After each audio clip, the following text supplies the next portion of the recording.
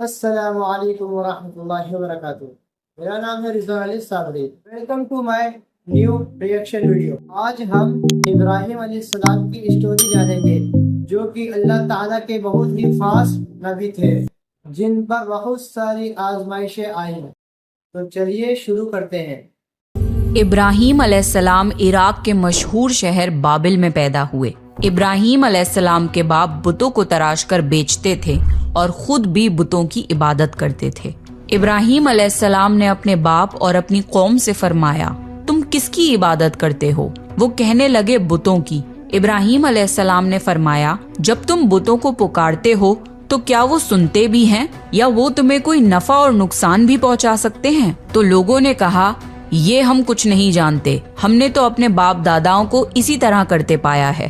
اللہ نے ابراہیم علیہ السلام کو کم عمر میں ہی ہدایت دے دی تھی، اس لیے ابراہیم علیہ السلام نے کبھی ایک لمحے کے لیے بھی بتوں کی عبادت نہیں کی تھی۔ ابراہیم علیہ السلام نے اپنے باپ کو سمجھانے کی بہت کوشش کری اور فرمایا، ابا، مجھے ایسا علم ملا ہے جو آپ کو نہیں ملا، اس لیے میرے ساتھ ہو جائیے، میں آپ کو سیدھا راستہ دکھاؤں گا۔ ابا، شیطان کی عبادت نہ کیجیے، بے شک شیطان اللہ کا نافرمان ہے۔ ابا، مجھے ڈر لگتا ہے کہ آپ کو اللہ کا عذاب نہ آ پکڑے، کہ آپ شیطان کے ساتھی نہ ہو جائیں۔ ان کے باپ نے جواب دیا، اے ابراہیم، کیا تو میرے معبودوں سے پھرا ہوا ہے؟ اگر تو باز نہ آیا تو میں تجھے سنسار کر دوں گا، تو مجھ سے دور چلا جا اور کبھی نظر نہ آئے۔ ابراہیم علیہ السلام نے اپنے باپ سے فرمایا، آپ پر سلامتی ہو، میں اپنے رب سے آپ کے لیے بخشش طلب کرتا رہوں گا۔ والد کے سخت جواب کے بعد ابراہیم علیہ السلام نے ان سے علیحدگی اختیار کر لی۔ ابراہیم علیہ السلام بت پرستی سے سخت چڑھتے تھے۔ عید کے دن ان کی قوم کے لوگ کھانا پکا کر معبودوں کے سامنے رکھ دیتے، پھر شہر کے باہر ایک میدان میں جمع ہوتے، وہاں کھیلتے، کودتے اور خوشیاں مناتے۔ شام کو گھروں کی طرف آتے، صبح بتوں کے پاس جو کھانا رکھ گئے تھے اس کو اٹھاتے اور تبرک سمجھ کر کھا جاتے۔ اس دفعہ جب عید کا دن آیا تو سب تیار ہو گئے، پر ابراہیم علیہ السلام تیار نہیں ہوئے۔ وہ لوگ جانے سے پہلے ابراہیم علیہ السلام کے پاس آئے اور پوچھا، کیا آپ ہمارے ساتھ نہیں جائیں گے؟ ابراہیم علیہ السلام نے آسمان کی طرف نگاہ کی اور فرمایا، میں بیمار ہوں۔ وہ لوگ ابراہیم علیہ السلام کو چھوڑ کر چلے گئے۔ پھر ابراہیم علیہ السلام ان بتوں کے پاس گئے، دیکھا کہ ان کے سامنے کھانا پڑا ہے اور ان بتوں نے اس کھانے کو چھوا تک نہ تھا۔ ابراہیم علیہ السلام نے انہیں مخاطب کر کے کہا، یہ اتنا کھانا تمہارے سامنے پڑا ہے، تم اس کو کھاتے کیوں نہیں؟ تمہیں کیا ہو گیا ہے کہ بات تک نہیں کرتے؟ پھر پوری طاقت سے کلہاڑا مار کر ان کے ٹکڑے ٹکڑے کر دیے، لیکن بڑے بت کو چھوڑ دیا۔ تمام چھوٹے بتوں کو توڑ کر کلہاڑا اس بڑے بت کے کندھے پر رکھ دیا۔ لوگ جب واپس لوٹے تو حیران رہ گئے کہ یہ کیسے ہو گیا۔ قوم کے لوگوں نے مشورہ کیا کہ سب کو جمع کرو اور ابراہیم کو بلاؤ اور اسے سزا دو۔ سب جمع ہو گئے اور ابراہیم علیہ السلام سے بولا گیا، اے ابراہیم، ہمارے بتوں کے ساتھ یہ حرکت تم نے کی ہے؟ ابراہیم علیہ السلام نے جواب دیا، یہ کام تو اس بڑے بت کا ہے، مجھ سے کیوں پوچھتے ہو؟ تم اپنے معبودوں سے کیوں نہیں پوچھ لیتے کہ ان کے ٹکڑے ٹکڑے کس نے اڑائے ہیں؟ ابراہیم علیہ السلام کی یہ بات سن کر وہ سب سوچ میں پڑ گئے۔ پھر کہا، اے ابراہیم، کیا تمہیں علم نہیں کہ یہ بول نہیں سکتے؟ اب ابراہیم علیہ السلام نے فرمایا، تم اللہ کے سوا ان کی عبادت کیوں کرتے ہو جو تمہیں کچھ بھی نفع نہ دے سکیں اور نہ ہی نقصان پہنچا سکیں؟ تعجب ہے تم پر اور ان پر بھی جن کو تم اللہ کے سوا پکارتے ہو۔ تم ان کی پوجا کرتے ہو جن کو تم خود اپنے ہاتھوں سے تراشتے ہو۔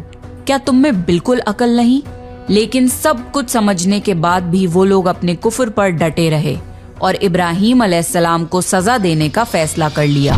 پھر ان لوگوں نے ایک میدان میں کئی دن تک خوب ساری لکڑیاں جمع کی اور اس میں آگ لگا دی۔ جب آگ خوب بھڑک اٹھی تو انہوں نے ابراہیم علیہ السلام کو رسیوں سے باندھ کر اس آگ میں ڈال دیا۔ اس وقت ابراہیم علیہ السلام نے یہ دعا پڑھی، حسبنا اللہ و نعم الوکیل، میرے لیے اللہ کافی ہے اور وہی بہترین کارساز ہے۔ اللہ نے آگ سے فرمایا، اے آگ، ابراہیم پر ٹھنڈی ہو جا اور سلامتی والی ہو جا۔ چنانچہ جب ابراہیم علیہ السلام کو آگ میں ڈالا گیا تو وہ ٹھنڈی ہو گئی۔ आग भी अल्लाह के हुक्म के बगैर नहीं जला सकती, इसलिए क्योंकि ये भी अल्लाह की मखलूक है और इसकी कुदरत भी अल्लाह के पास है। इसलिए जब आग को अल्लाह की तरफ से ठंडा होने का हुक्म हुआ तो वो ठंडी हो गई।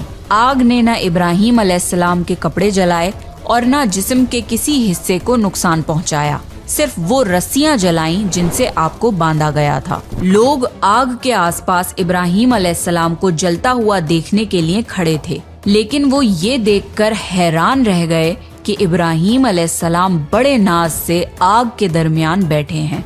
लोग इस मौजज़े को देखकर हैरत ज़दा थे। फिर इब्राहीम अलैहिस्सलाम आग से निकले। इतना बड़ा मौजज़ा देखने के बाद भी लूत अलैहिस्सलाम के सिवा कोई ईमान नहीं लाया। पूरे बाबिल शहर के लोग कुफर ही पर डटे रहे।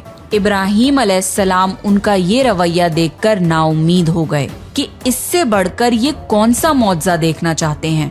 उस वक्त बाबिल पर नमरूद नामी बादशाह की हुकूमत थी। जब उसके पास इस मौजज़े की खबर पहुंची तो उसने अपने दरबार में इब्राहीम अलैहिस्सलाम को पेश करने का हुक्म दिया। उसने इब्राहीम अलैहिस्सलाम से उनके रब के बारे में पूछा। इब्राहीम अलैहिस्सलाम ने जवाब दिया, मेरा रब वो है जो जिंदा करता है और मारता है। जवाब में उसने कहा, मैं भी जिंदा करता हूँ और मारता हूँ। उसने हुक्म दिया कि जेल से 2 आदमियों को ले आओ।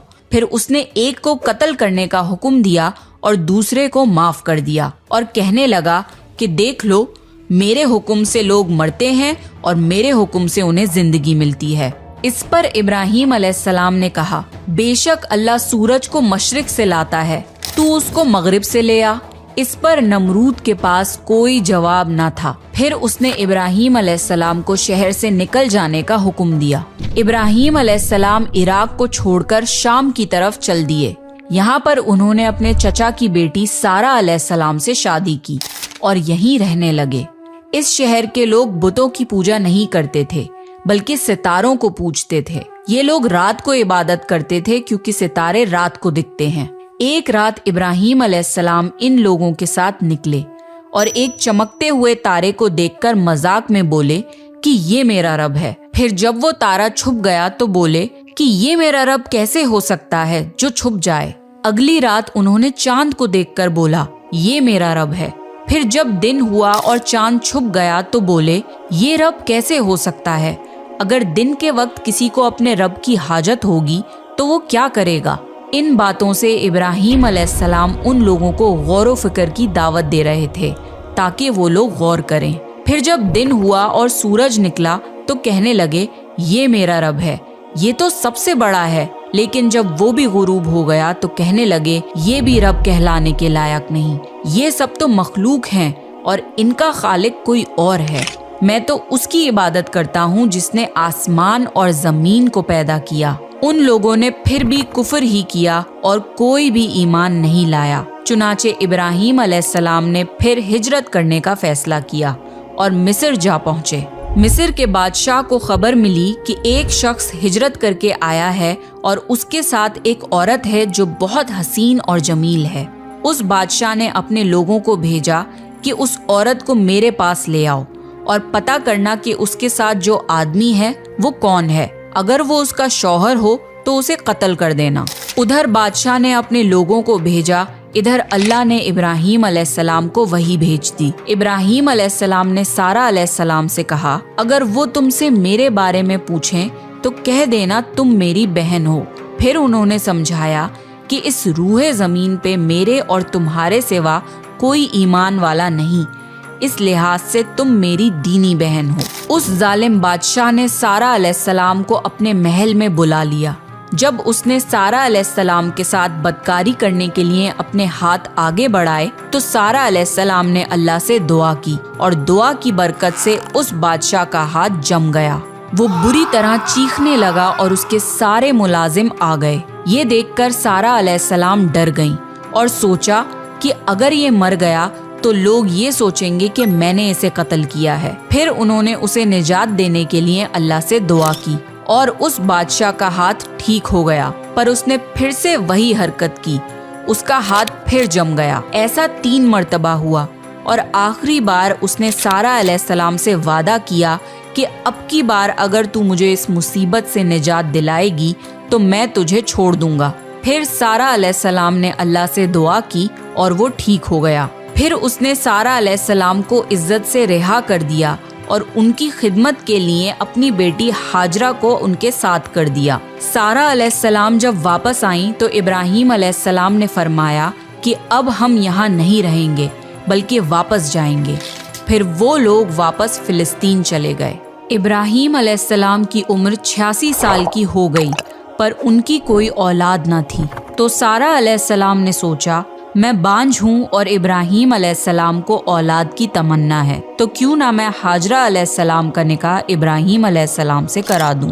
پھر ابراہیم علیہ السلام اور ہاجرہ علیہ السلام کا نکاح ہو گیا۔ اللہ نے ابراہیم علیہ السلام کی اولاد کی دعا قبول کری اور بیٹے اسماعیل علیہ السلام سے نوازا۔ پھر اللہ کا حکم ہوا کہ اپنی بیوی ہاجرہ علیہ السلام اور بیٹے اسماعیل علیہ السلام کو لے کے مکہ روانہ ہوں۔ اس وقت مکہ ایک بالکل بنجر جگہ تھی۔ یہاں پر ابراہیم علیہ السلام اپنی بیوی بچے کو چھوڑ کر جانے لگے تو ہاجرہ علیہ السلام کو بہت حیرانی ہوئی اور وہ اپنے شوہر سے پوچھنے لگی، اے ابراہیم، ہمیں کہاں چھوڑے جا رہے ہو؟ یہاں نہ پانی ہے، نہ خوراک، نہ کوئی انسان۔ ابراہیم علیہ السلام نے کوئی جواب نہیں دیا اور چلتے رہے۔ ہاجرہ علیہ السلام ان کے پیچھے چلتی رہیں اور سوال کرتی رہیں کہ ہمیں کس کے حوالے کر کے جا رہے ہو؟ یہ تو بالکل بے آباد جگہ ہے۔ ابراہیم علیہ السلام نے پھر بھی کوئی جواب نہیں دیا۔ آخر ہاجرہ علیہ السلام نے ان سے پوچھا، کیا آپ کو اللہ نے اس کام کا حکم دیا ہے؟ تو ابراہیم علیہ السلام نے فرمایا ہاں۔ تب سیدہ ہاجرہ مطمئن ہو گئیں اور بولی، اگر یہ بات ہے تو اللہ ہمیں بالکل ضائع نہیں ہونے دے گا۔ خوراک اور پانی چند دن میں ختم ہو گیا۔ پانی کا ایک بھی قطرہ نہ بچا۔ خوراک نہ ملنے کی وجہ سے ماں کا دودھ بھی خشک ہو گیا۔ اب بچہ بھوک سے بلکنے لگا۔ ہاجرہ علیہ السلام اپنے بچے کو بھوک سے روتا ہوا نہیں دیکھ سکتی تھی، اس لیے انہوں نے بچے کو وہیں چھوڑا اور پاس کی پہاڑی صفا کی طرف دوڑی کہ شاید کسی طرف پانی یا خوراک نظر آ جائے یا کسی انسان کی جھلک نظر آ جائے۔ جب کچھ نظر نہ آیا تو نشیب کی طرف پہنچی، پر جب انہیں بچہ نظر آنا بند ہو گیا تو تیزی سے مروہ کی پہاڑی کی طرف دوڑی۔ وہاں بھی کچھ نظر نہ آیا۔ خیال آیا کہ پھر سے کوشش کرنی چاہیے۔ اس طرح انہوں نے صفا اور مروہ کے درمیان 7 چکر لگائے۔ اللہ کو ہاجرہ علیہ السلام کی یہ ادا بہت پسند آئی اور اللہ نے ہاجرہ علیہ السلام کی اس سنت کو برقرار رکھنے کے لیے اسے حج کا حصہ بنا دیا۔ یہی وجہ ہے کہ مسلمان حج اور عمرے کے وقت صفا اور مروہ کے درمیان صحیح کرتے ہیں۔ جب وہ آخری مرتبہ مروہ پر پہنچی تب انہیں ایک آواز سنائی دی جو اسماعیل علیہ السلام کے قریب سے آ رہی تھی۔ وہ جلدی سے اپنے بچے کے پاس پہنچی تو دیکھا کہ اسماعیل علیہ السلام کے قدموں کے نیچے سے پانی پھوٹ رہا ہے۔ اللہ نے جبرائیل علیہ السلام کو ہاجرہ علیہ السلام کی مدد کے لیے بھیجا تھا۔ انہوں نے زمزم والی جگہ پہ اپنا پر مارا تو اسماعیل علیہ السلام کے قدموں کے پاس سے زمزم کا عظیم چشمہ جاری ہو گیا۔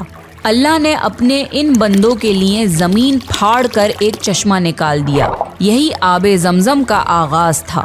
ہاجرہ علیہ السلام پانی کو حیرانی اور خوشی سے دیکھ رہی تھیں۔ جب انہوں نے دیکھا کہ پانی چاروں طرف بہہ رہا ہے تو انہوں نے زمین کو کھودنا شروع کر دیا تاکہ پانی ادھر ادھر نہ بہہ جائے۔ پھر انہوں نے اس گڑھے کے چاروں طرف پتھر رکھ دیے اور بولی زم زم، یعنی رک جا۔ نبی صلی اللہ علیہ وسلم کا فرمان ہے، اللہ اسماعیل علیہ السلام کی والدہ پر رحم فرمائے، اگر وہ جلد بازی سے کام نہ لیتی تو زمزم ایک بہنے والا چشمہ ہوتا۔ ہاجرہ علیہ السلام نے اسماعیل علیہ السلام کو پانی پلایا اور خود بھی پیا۔ بس یہی آب زمزم ان کے کھانے اور پینے کا کام دیتا تھا۔ کچھ ہی دنوں میں ہجرت کرنے والا ایک قبیلہ پانی کی تلاش میں وہاں پہنچا۔ انہوں نے ہاجرہ علیہ السلام سے وہاں پڑاؤ ڈالنے کی اجازت مانگی۔ ہاجرہ علیہ السلام نے فرمایا، ٹھیک ہے، لیکن آپ کو اجرت ادا کرنی ہوگی۔ قبیلے کے لیے یہ سستا سودا تھا۔ انہوں نے فوراً حامی بھر لی۔ اس طرح وہاں رہائش شروع ہو گئی اور اسماعیل علیہ السلام وہاں پرورش پاتے رہے۔ اس قبیلے کی مکہ میں رہائش ابراہیم علیہ السلام کی دعا کا نتیجہ تھی۔ جب ابراہیم علیہ السلام نے اپنے بیوی بچے کو بنجر جگہ پہ چھوڑا تھا تو یہ دعا مانگی تھی، اے ہمارے پروردگار، میں نے اپنی کچھ اولاد اس بے آباد جنگل میں تیرے گھر کے پاس بسائی ہے، یہ اس لیے کہ وہ نماز قائم کریں، پس تو کچھ لوگوں کے دلوں کو ان کی طرف مائل کر دے اور انہیں پھلوں کی روزیاں عطا فرما تاکہ یہ شکر گزاری کریں۔ دن گزرتے رہے اور اسماعیل علیہ السلام مکہ میں بڑے ہوتے رہے۔ ابراہیم علیہ السلام ہر سال 1-2 بار اپنے گھرانے کی دیکھ بھال کے لیے چکر لگاتے تھے۔ جب اسماعیل علیہ السلام نے ہوش سنبھالا تو ایک بار پھر آزمائش کا وقت آ گیا۔ ابراہیم علیہ السلام نے خواب میں دیکھا کہ وہ اسماعیل علیہ السلام کو ذبح کر رہے ہیں۔ ان کی نیند کھل گئی۔ ابراہیم علیہ السلام جانتے تھے کہ انبیاؤں کے خواب اللہ کی طرف سے وحی ہوتے ہیں، لہٰذا انہوں نے اس خواب کے مطابق عمل کرنے کا ارادہ کر لیا۔ ابراہیم علیہ السلام نے اسماعیل علیہ السلام سے فرمایا، میرے پیارے بیٹے، میں نے خواب میں دیکھا ہے کہ میں تمہیں ذبح کر رہا ہوں، اب تم بتاؤ کہ تمہاری کیا رائے ہے؟ اسماعیل علیہ السلام نے فرمایا، اے ابا جان، آپ کو جو حکم ملا ہے اس کو کر گزریے، انشاءاللہ آپ مجھے صبر کرنے والوں میں پائیں گے۔ باپ بیٹے دونوں اللہ کا حکم پورا کرنے کے لیے پیش ہو گئے۔ اسماعیل علیہ السلام نے اپنے والد سے فرمایا، جب آپ مجھے ذبح کرنے لگیں تو میری پیشانی زمین پر رکھ دیے گا تاکہ آپ کو میرا چہرہ نہ نظر آئے اور کہیں آپ کے ہاتھ رک نہ جائیں۔ ابراہیم علیہ السلام نے ایسا ہی کیا اور آنکھوں پر پٹی باندھ لی۔ اب انہوں نے چھری پکڑ کر گردن پر چلا دی، لیکن چھری نے گردن نہ کاٹی۔ ابراہیم علیہ السلام نے زور لگایا تو انہیں ایک دمبے کی آواز آئی۔ ابراہیم علیہ السلام نے حیران ہو کر پٹی کھولی تو دیکھا ایک دمبا کٹا ہوا ہے اور اسماعیل علیہ السلام دور کھڑے مسکرا رہے ہیں۔ اللہ نے ابراہیم علیہ السلام کو آزمایا اور ابراہیم علیہ السلام اللہ کے ایک حکم پہ اپنے اکلوتے بیٹے کو قربان کرنے کے لیے راضی ہو گئے، وہ بھی وہ بیٹا جو انہیں 86 سال کی عمر میں پوری زندگی بے اولاد رہنے کے بعد ملا تھا۔ اللہ ظالم بادشاہ نہیں، اللہ نے ابراہیم علیہ السلام سے ان کے بیٹے کو نہیں چھینا، بلکہ جبرائیل علیہ السلام کو بھیج کے اسماعیل علیہ السلام کی جگہ جنت کا ایک خوبصورت دمبا قربان کر دیا۔ اس کے بعد سے اللہ نے دنیا بھر میں ابراہیم علیہ السلام کی اس سنت کو زندہ رکھا، اور آج بھی دنیا بھر میں مسلمان حج کے موقع پر قربانی کرتے ہیں تاکہ اللہ کی راہ میں ابراہیم علیہ السلام کی طرح قربانی کرنے کا جذبہ پیدا ہو۔ ایک اکلوتے بیٹے کی قربانی کے لیے تیار ہو جانے کے صلے میں اور سارہ علیہ السلام کی عظمت اور نیکی کے بدلے اللہ نے انہیں ایک اور بیٹے اسحاق علیہ السلام کی خوشخبری دی۔ ابراہیم علیہ السلام تب 120 سال کے تھے اور سارہ علیہ السلام 90 سال کی تھی۔ دونوں پر بڑھاپا طاری ہو چکا تھا۔ اللہ نے یہ خبر سنانے کے لیے فرشتے بھیجے۔ فرشتوں نے ابراہیم علیہ السلام کو سلام کیا اور بیٹے اسحاق علیہ السلام کی خوشخبری دی۔ یہ سن کر سارہ علیہ السلام بہت حیران ہوئی، کہنے لگی، کیا میں بچہ جنوں گی؟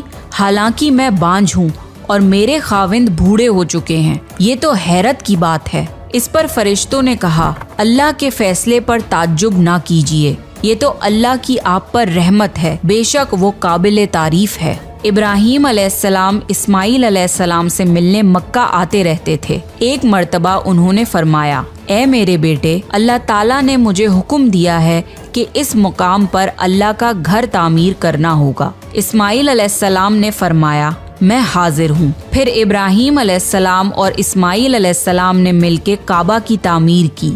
جب وہ بیت اللہ کی بنیادوں کو بلند کر رہے تھے تو دعا مانگ رہے تھے کہ اے ہمارے رب، ہماری محنتوں کو قبول فرما، تو دعا کو سننے والا جاننے والا ہے، اور ہمیں اپنا فرما بردار بنا، ہماری اولاد میں سے بھی ایک فرما بردار گروہ بنا، اور ہمیں عبادت کا طریقہ سکھا اور ہم پر رجوع فرما، کیونکہ تو ہی توبہ قبول کرنے والا اور رحم فرمانے والا ہے۔ اے ہمارے رب، ان پر انہی لوگوں میں سے ایک رسول بھیج جو ان پر تیری آیت کی تلاوت کریں اور تیری کتاب اور حکمت سکھائیں اور انہیں پاک کریں، یقیناً تو غالب اور حکمت والا ہے۔